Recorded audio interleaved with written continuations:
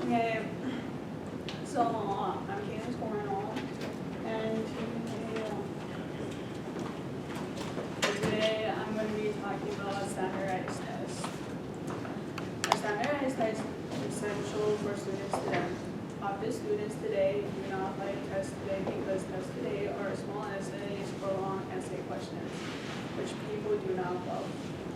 People would rather take multiple tests than write essay ones. But many schools today take big assessment tests just to see how those students are academically, which those tests shouldn't tell anyone how they are academically because they could be a wonderful student in school. And if they bomb a big test, then they are not a smart or good student. These tests are called standardized tests. Standardized tests are quizzes that requires everyone taking them to answer the same set of questions, provides the same kind of answers, and be graded by the same metrics. Them will evaluate the performances of students relatively with the same characteristics. I will be talking about the problems with standardized tests and telling solutions on standardized tests. Problems with standardized tests are not an accurate measure of the quality of a student's education or even the student's intelligence. By this, many teachers put a lot of pressure and information on a student just to take a test, and multiple times students being studying and not retaining the information or taking in all the information.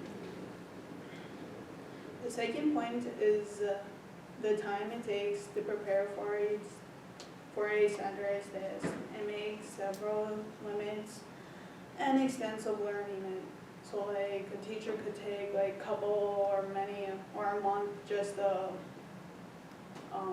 take a stupid test, I would say. According to Tish Wager, writing the standardized test reduced opportunities for students to experience relevant and well-rounded curriculums. Because teachers and students are forced to compromise and limit areas of learning to force on and teaching on the test, which he basically said that he's not one for it, he's actually against it because you really can't identify a person or a student on their performance on a test. The third point is the standardized tests have poor measures of students' progress and school effectiveness. Many people could argue that tests do not effectively measure students' progress, which is highly diverse among individual or school effectiveness. According to Lizzie Lobrock, standardized tests that is able to measure the effectiveness of the number of schools that could go beyond school students to education and to drive in the global society. So what she means by that is like, she thinks that if you take standardized tests, that won't help you in real life exactly. Like, you're not going to go out there and like try to pay bills. They're just like keep teaching you little maths and not, like all what you need to learn for life. So the solutions that I found to this is some of the solutions of these problems that our students shouldn't be judged just by one or a few tests. Not many students comprehend the same as students, but do try. Students will excel in many things, but might be weak on a subject, which is okay because the student could get help or tutoring.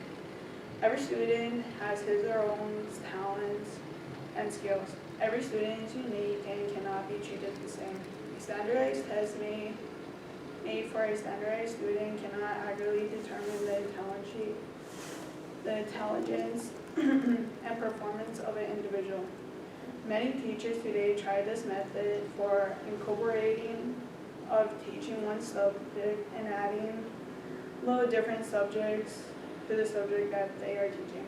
So like say if like I am teaching English or whatever, and like there's like a year or whatever, and like the person in that their age now, I can add math to that, or else if there's history I could add math to that. to prepare them to do well on a test.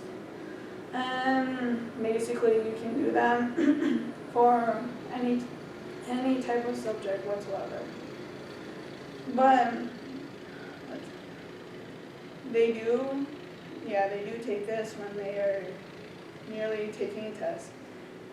But really, teachers are trying their best to make their students achieve.